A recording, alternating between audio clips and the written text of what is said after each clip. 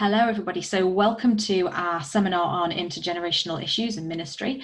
We're really excited today to have a conversation with Ian Macdonald and John Earwicker. So Ian Macdonald is a qualified youth worker, licensed youth minister, and he's been the youth advisor for the Oxford Diocese since 2003. Is that right?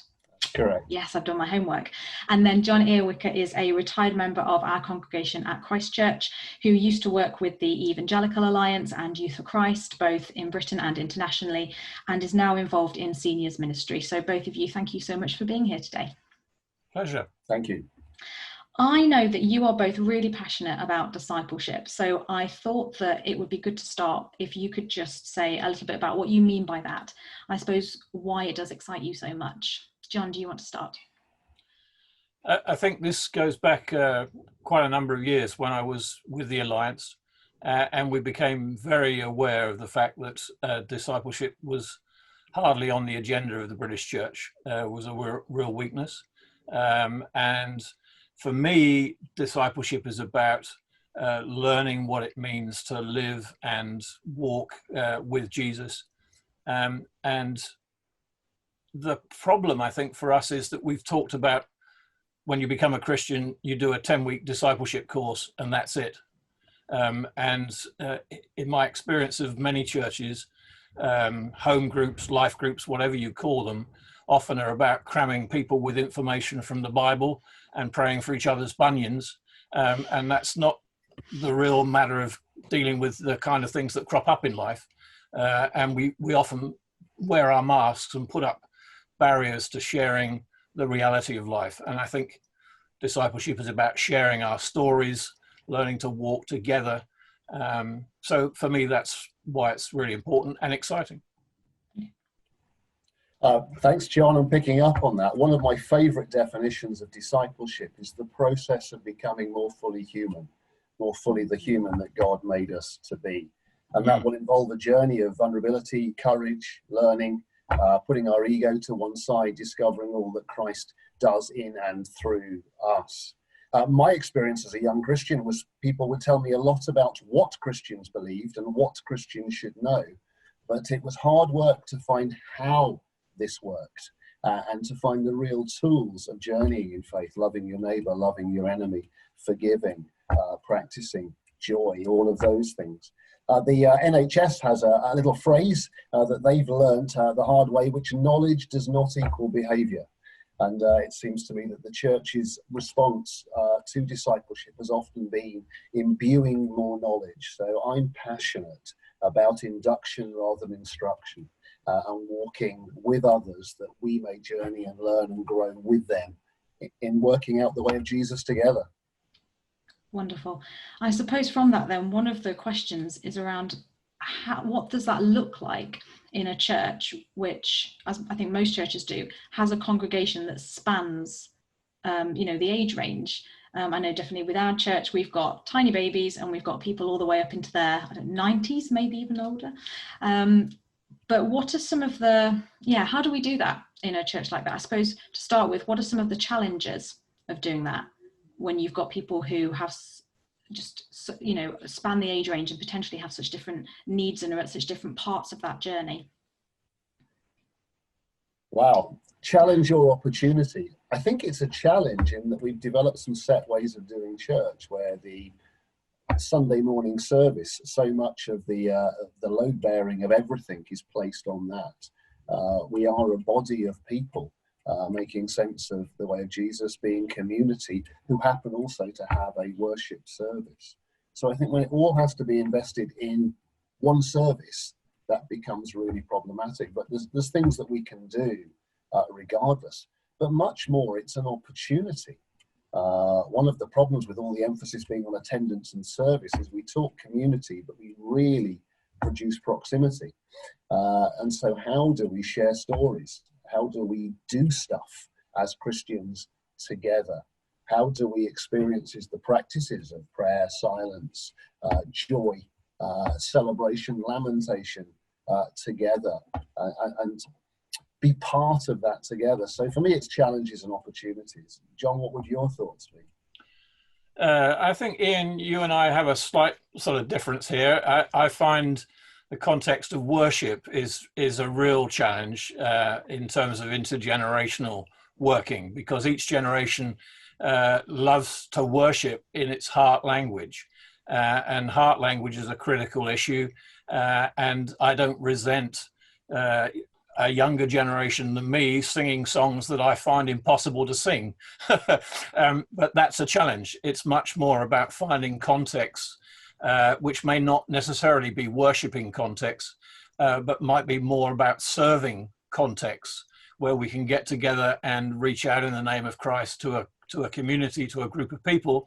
And we find that we have different skills and abilities across the age range. So for me, witnessing is a great area in which we can learn to walk with one another.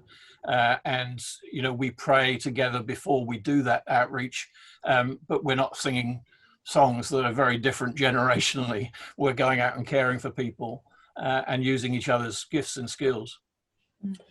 I don't think we differ that much on that, and I'm very aware there's challenges, John, and I think I was talking very broadly with worship. But if there's going to be growth, there needs to be disruption. And actually, that's one of the things that intergenerational living, exploring produces, because we are different. But different helps us learn something about other, but something about ourselves. So as we try and make sense of this, it will be disruptive, but that is a gift in itself. So it is interesting.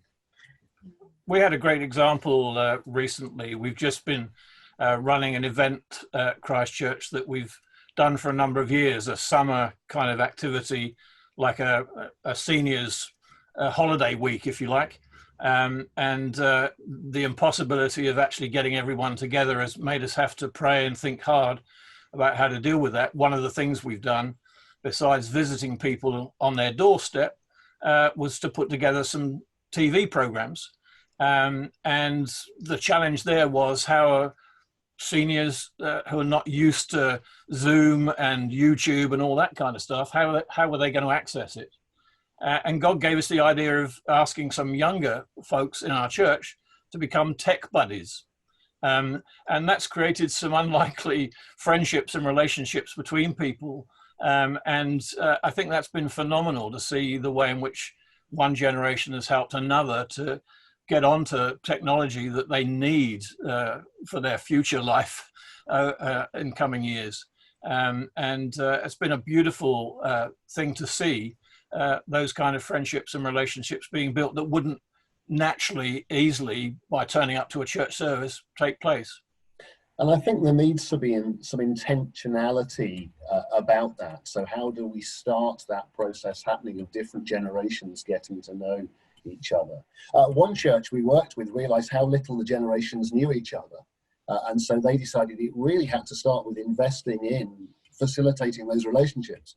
They put on a games evening, and they nominally divided the congregation into 4 different generations and got each generation to teach everyone a game that would be important to them. And then on mixed tables, people then played that game. So there was this lovely sharing of the heart language of different generations and the fun of participating together. The teenagers could not believe a Beetle drive, but had so much fun doing that. I realised some of the 18 to 30s maybe have no idea what that is. Google it. Hilarious. But the key there that you said was intentionality. Yeah. That is so critical. And that depends on good leadership. Yeah. Vulnerability and good leadership, facilitating that process. Did you say Beetle Run, Ian? Beetle Drive. Beetle Drive, Beetle Drive. No. That was me. Because my brain just went, oh, that's a blast from the past. We definitely did that at church when I was younger, and now I have no idea what it was. So I'm definitely going to have to look up that. Christchurch, let's do a Beetle Run, whatever it is. Beetle Drive. That's the one. John, I think that's a lovely example of how people in our generation can help the older generations. Just wondering what you guys think about how the people in the 18 to 30s can serve the other end, really, and what our role might be in youth ministry or children's ministries. Again, John, do you want to start with that, given your background in youth? Well, that's a whole lot tougher now than it used to be, because there is so much by way of safeguarding, policies and procedures to follow. When I was capable of being a youth leader, the only qualification was fitting into a pair of jeans, and there were no other regulations really. So that's how old I am. I think for me, the thing that I've learnt in youth ministry really came at a point when I'd been working with a group of kids for about 6 years, and was leaving my church to go and join British Youth for Christ. And we threw a party in our home, and a girl I'd known for those 6 years put her hand up and said, can I say something? And she stood up and said, "John, we've heard loads of your talks. Some of them were good. There's a few we remember, but actually we've learnt most watching you and Heather have your disabled child in your home." And for me, the key here is authenticity. Young people see through us very quickly if we're not authentic, and they're learning by watching us, not so much listening to us. And I think doing life, not just engaging in a Sunday talk, but doing life with those young people is absolutely critical. Ian, what would you add to that? So I think I'm a little uncomfortable with the question about how could the 80s to 30s serve the older generation. I think when we do intergenerational life faith together, everyone learns from everybody else. So young adults are in a completely different world and have tools and insights that the older generation just don't have. The older generation have navigated struggle and difficulty in a way that has brought around often an authenticity. And we will learn from each other. But the fact is, as human beings, our learning is primarily watching and copying. We are mimetic and imitative creatures. So we see what's of value, we see how to do it. So we're all watching and learning to find ways of living this out. And we're all on this chain and continuum where we may be looking to others, others may be looking to us. It all helps keep us on that journey and moving in the right direction. So for me, it's just the glorious mix of all of that experience, insight, energy, all coming together as we try and uncover a way to live more deeply, to become more fully human as followers of Jesus together. I wonder, this might be putting you both on the spot a little bit, but what your thoughts are around how churches can do that mixing better. Because obviously we do have different ministries, different ministry leaders for different age groups. Obviously that's really helpful at times, but how can we be doing more of that, whether formally or informally, starting to bring people together more and getting to know each other better, and that just being part of the atmosphere and the ethos of what a church is about? Ian, I might put you on the spot first with that one. Put me on the spot, by all means. I think this is moving into new territory in one day, but rediscovering what we'd forgotten that we'd known in other ways. So I don't think there's set answers. I think it's intentionality and experimentation. So one church we're working with loves a bonfire. Any excuse for a party around a bonfire, to tell stories, to listen to each other, to eat and to celebrate, and that flows into the life of the church. Other churches I know where they do activity that makes a difference in their community. The local church here once a month does a litter pick around the estate, which is brilliant. And all generations come together to do that in small groups. So it doesn't mean there isn't the need for age-specific ministries at times, and actually being with peers for specific stuff. But it does mean, do we value this enough to invest in it? Will we create the opportunities where generations get to know each other? So I think there's a whole bunch of unlearning, but the fun is try some stuff. Yeah. John?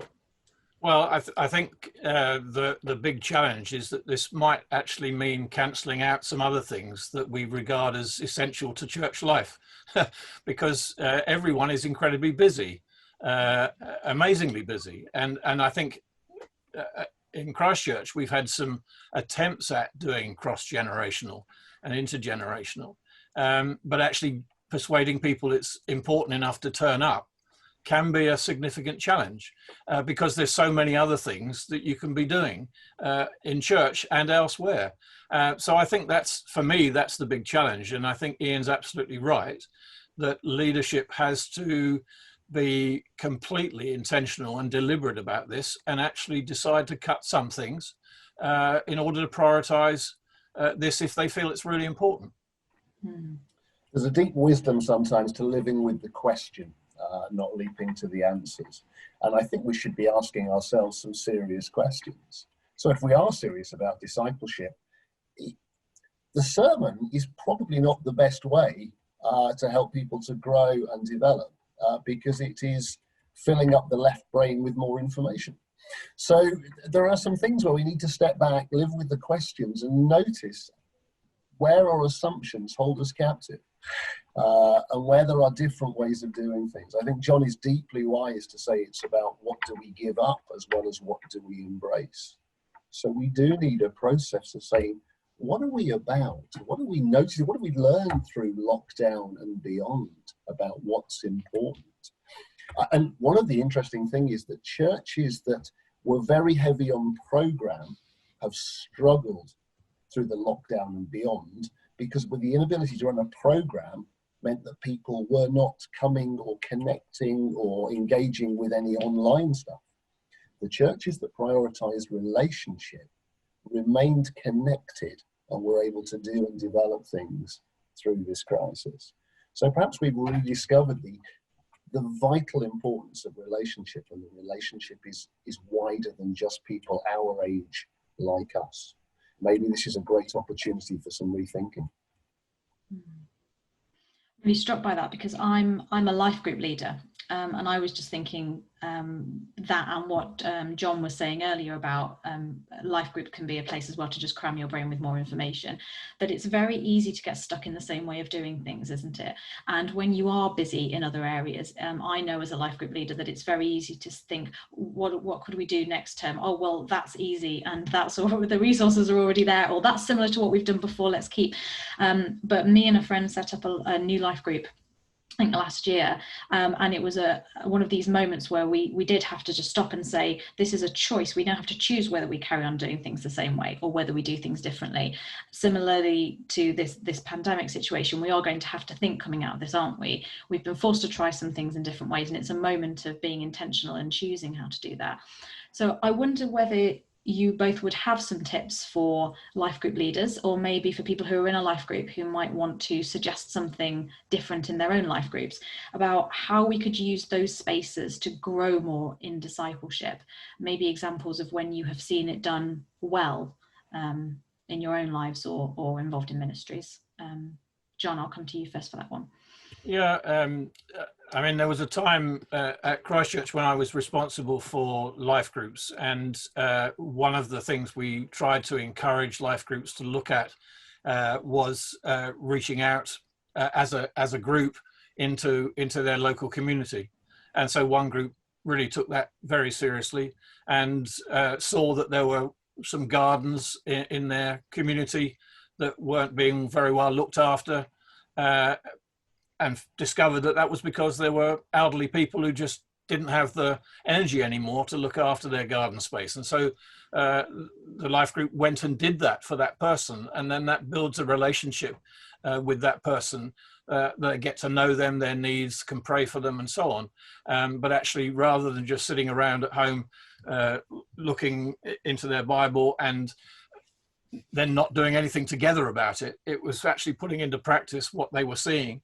And that also then re-engaged their prayer life, and it became much more dynamic.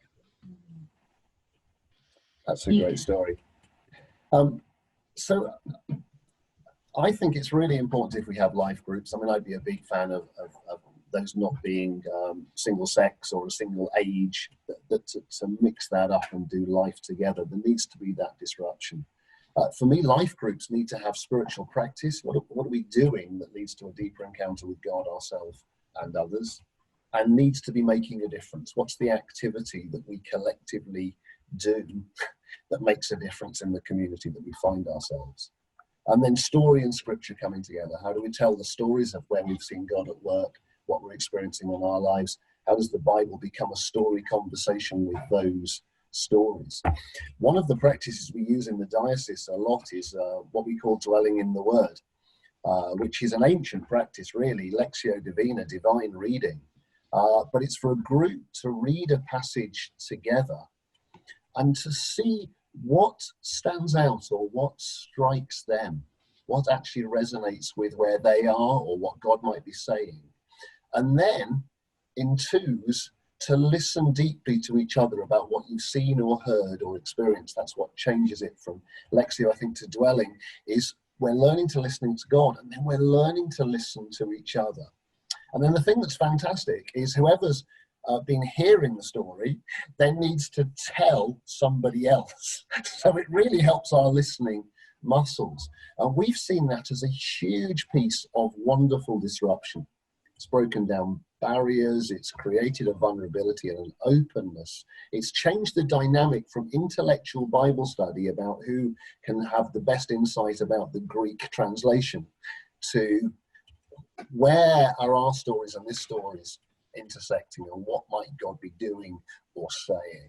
And so that's been an extraordinary practice that's moved scripture to a spiritual practice away from intellectualism into a genuine sharing, and opened up the ways for a more open encounter to the community and opportunity. So that's just one example of the sort of things. But I'd say disruption has to play a part. It's very easy to have a set of Bible notes where the answer to every other question is Jesus.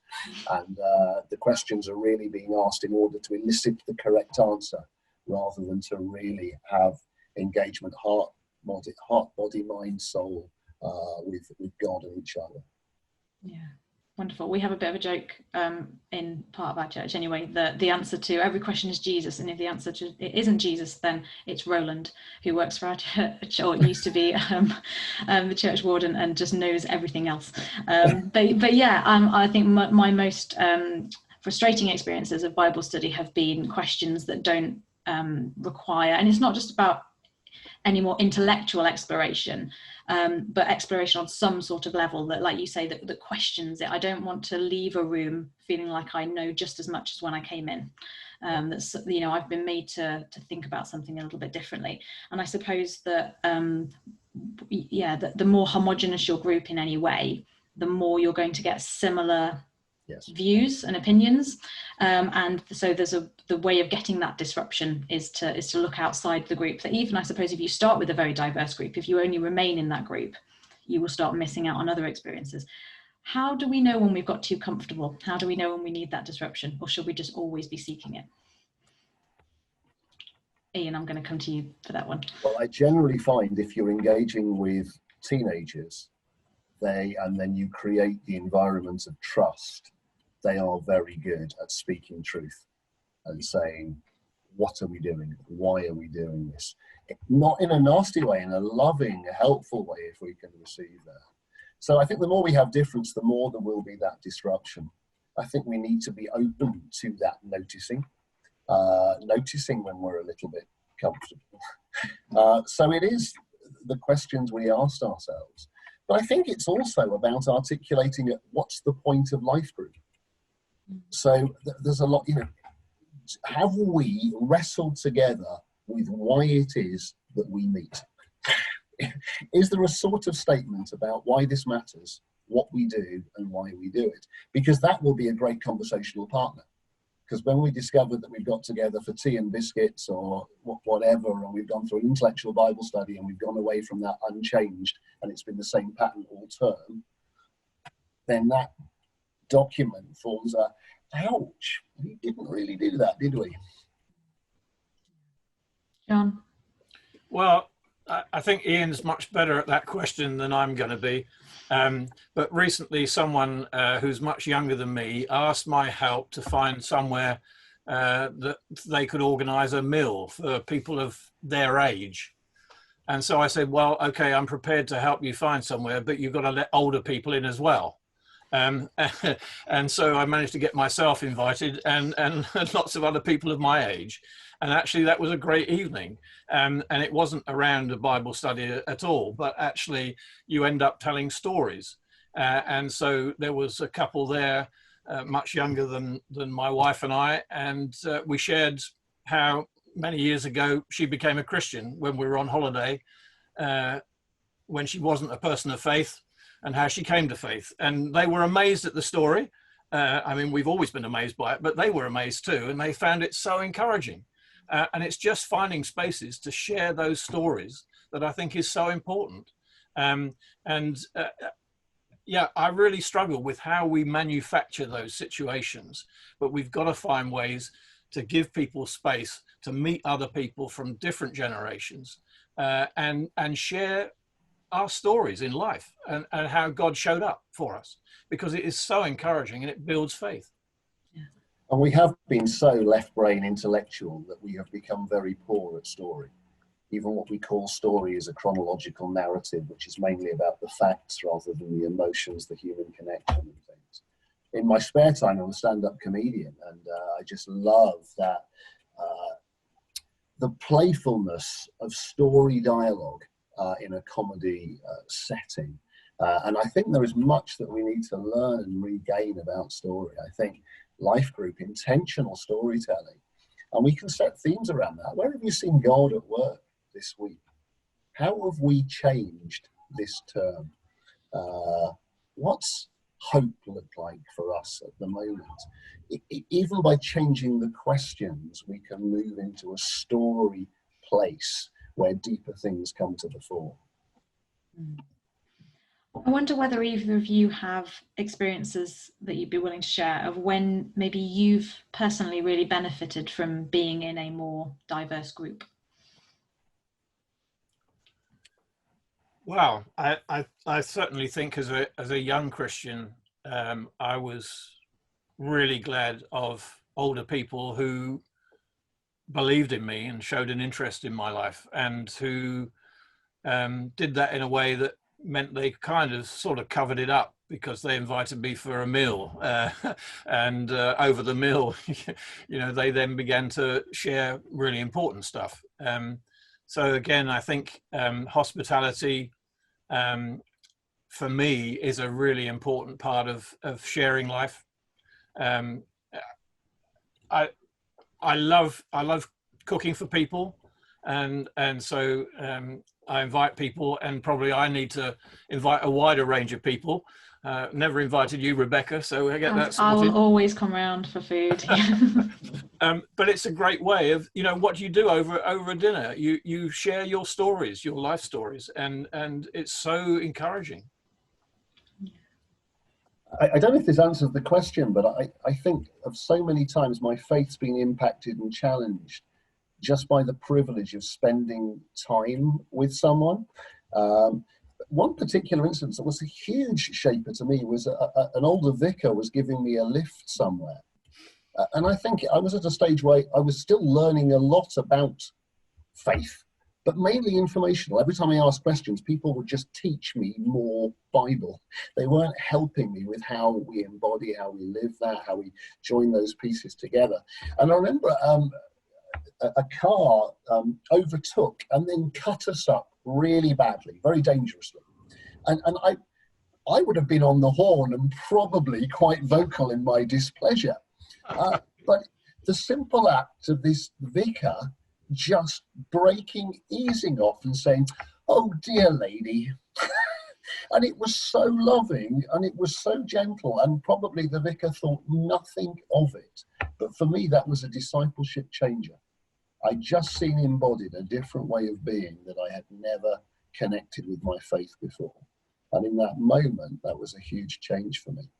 So it's in creating the opportunities that we spend time together, either intentionally around making a different spiritual practice, or just around a meal table or in life as it's lived, that learning happens. It's extraordinary.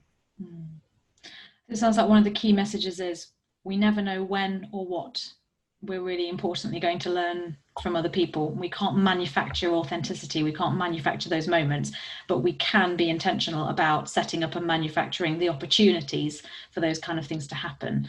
And we need to be disrupted more often. I think I prefer the word facilitating. Yeah. I think over the years the church has been quite manipulative, and sometimes everyone's a target and things like that, and some of our language I think has not been helpful. So I think I just personally, from experience, a little bit uncomfortable with manufacturing opportunities. I think facilitating, creating, hosting the opportunities where human to human contact and community happens is the way that I want to journey. Yeah. And a friend of mine, I think, concerning discipleship, uses a very helpful phrase. He talks about, discipleship can sound very heavy-handed, and he talks about helping one another keep our commitments to God. And I think that's a really beautiful phrase that we need to bear in mind. Helping one another keep our commitments to God. And in that process, inviting others into a deeper way of living, the thing that is gift. We've been trialing a thing we've called the Contemplative Toolkit. I don't know if that's a good name for it, but just simple scripted prayers as a way of helping people to experience contemplative prayer and then have the tools to use that with others. And we found people have benefited from that so much. Invitation into a deeper connection. And so I think there's all sorts of things where we can invite because we've discovered life in things. Wonderful. Well, thank you both so much for this conversation. I think that's filled both sides of my brain. There's so much there to just be thinking about and go and think about. And yeah, for anybody watching, I would really encourage you, don't just go, oh, that was really interesting, and then switch off. Think about where you are too comfortable, maybe where you need to be disrupted in your life or your ministry, and think about who and how you can be offering some hospitality to, whose stories in your church don't you know, whose stories would it be really great to hear, and what could you learn from other people outside of your bubbles. So yes, thank you both so much. Thank you. It's been a really lovely conversation. I appreciate it.